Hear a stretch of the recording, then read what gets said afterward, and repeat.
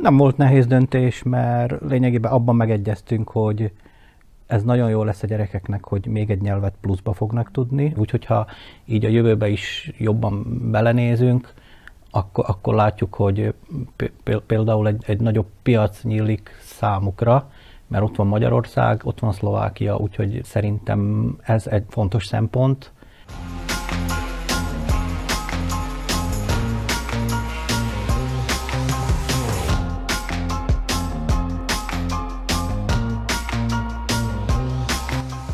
Köszöntöm a kedves nézőket! Szlovákiában a vegyes házasságokból született gyermekeket jellemzően szlovák iskolába íratják, vannak azonban üdítő példák, erről beszélgetünk ma. Ivetka és Peti, hát nagyon szépen köszönjük, hogy hajlandóak vagytok beszélni velünk erről a témáról. Ivetka, te ugye azért valamit értesz magyarul, úgyhogy én magyarul fogom neked a kérdéseket föltenni, te pedig majd szlovákul válaszolsz. Arra kérlek titeket, hogy meséljetek nekem egy picit a családotokról, hogy hogyan néznek ki a mindennapok nálatok. Ki milyen nyelven beszél a gyerekekkel például? Tak u nás doma v rodine sa rozprávame aj po slovensky, aj po maďarsky. Také veselé to máme, hej, že aj deti reagujú tiež dvojjazyčne. Aj po maďarsky, aj po slovensky. Nemusíme im hovoriť, že teraz rozprávajte takto alebo tak, ale je to také spontánne a napríklad so mňou, hej, hneď začnú automaticky po slovensky, ale keď sú s Peťom, s ním zase po maďarsky. Mennyire volt tudatos ez a döntés, vagy mennyire egyeztetek meg, hogy ki hogyan, vagy ki milyen nyelven fog beszélni a gyerekekkel, vagy abszolút természetesen jött ez? Ez ilyen természetesen jött, úgyhogy nem nagyon egyezkedtünk, hogy most így vagy úgy. Nekem természetes, hogy magyarul beszélek, Ivetkának pedig természetes, hogy szlovákul beszél, és a gyerekeknek pedig, hát én azon csodálkozok, hogy nekik abszolút nem okoz gondot egyik pillanatról a másikra átváltani. Milyen szempontokat vettetek figyelembe akkor, amikor beírattátok a gyerekeket, ugye először oviba, utána meg iskolába? Szlovák oviba jártak, és utána pedig, hát azért gondolkodtunk rajta, hogy szlovák iskolába mennek, magyar iskolába. Itt több szempontot is figyelembe vettünk, kérdeztünk az iskolákról is, a szlovák iskolákról is, hogy milyenek a referenciók, de ennek az iskolának elég jó híre van, hát én is oda jártam, úgyhogy azért van jó híre. Nem azért, de ismerjük az iskolát, ismerjük némelyik tanárt is, hát mondjuk azok a tanárok, akik engem tanítottak, már nincsenek ott, de a beíratáskor is az igazgatónénivel nagyon jól elbeszélgettünk, úgyhogy a továbbtanulással kapcsolatban is nincs gond, mert többen közülünk is, akik magyar iskolába jártunk, utána átmentünk szlovák iskolába, és senkinek ezzel nem volt gondja. Igen, ugye a szülőknek legtöbbször ez az, ami a fejtörést okozza, hogyha valakik magyar iskolába járnak, akkor nehezebben vagy egyáltalán nem fognak tudni elhelyezkedni így Szlovákiában, mert hogy a szlovák nyelvet nem fogják annyira jól beszélni, de nyilván a ti gyerekeitek esetében azért ez más, és elmondhatjuk, hogy melyik iskoláról is van szó. A Kodály Zoltán alapiskoláról. Igen, a Galántai Kodály Zoltán alapiskoláról. Hogy viszonyulnak a gyerekek a sulihoz? Mennyire veszik az akadályokat jól? Milyenek a tanulmányi eredményeik? Szeretnek-e suliba járni egyáltalán? Hát szeretnek suliba járni, úgyhogy a tanulással nincs gond, jó jegyeket hoznak haza, úgyhogy szeretnek is tanulni, ilyen verseket megtanulni. Simonka volt tavaly szavalóversenyen is, a Petinek a matek megy jobban, úgyhogy inkább ilyen technikai dolgok, meg úgyhogy ő volt most a matematika olimpiászon, ott is tovább jutott, úgyhogy szeretnek tanulni. Nagyon jó. Ivetka, nem volt benned azzal kapcsolatban félelem, hogy fogsz tudni segíteni a gyerekeknek a tanulással? No bolo, mala som s tým obavy a tak sú to výzvy, hej, máme rôzne situácie. Ale sme sa tak dohodli s Peťom, že on sa s nimi bude učiť, lebo predsa tie zadania po maďarsky ja nerozumiem všetko.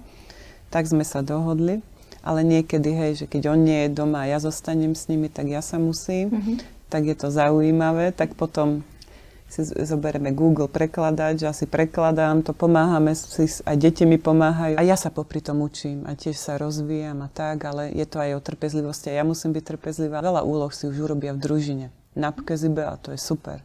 Veľmi to pomáha rodičom, akože sme vďační za tú družinu. Som prekvapená, že sa im darí škol, že rozumejú, že aj učiteľky chvália, že akože niektoré maďarské deti neovládajú tak tú maďarčinu napríklad, alebo sevegírtiž, ako oni, čo sú spolomaďarskej akože rodiny. Takže to je také milé, tak povzbudivé, že akože rozumejú deti, aj oni sa učia, že chápu tej maďarčine, no, naše deti v tej škole, že pre nich je to tiež, že sa stretávajú s novými výrazmi, s novými vecami ale naučia sa, hogy oni šikovní. Szóval. Igen. Mondtad, hogy az élet olyan, hogy vannak könnyebb, meg nehezebb periódusok. Ezt milyen döntésnek könyveltétek el? Ez nehéz vagy könnyű döntés volt, hogy a gyerekeitek milyen iskolába járjanak, és így utólag visszatekintve megbántátok-e a döntést, vagy úgy gondoljátok, hogy jól döntöttetek? Nem volt nehéz döntés, mert lényegében abban megegyeztünk, hogy ez nagyon jó lesz a gyerekeknek, hogy még egy nyelvet pluszba fognak tudni, úgyhogy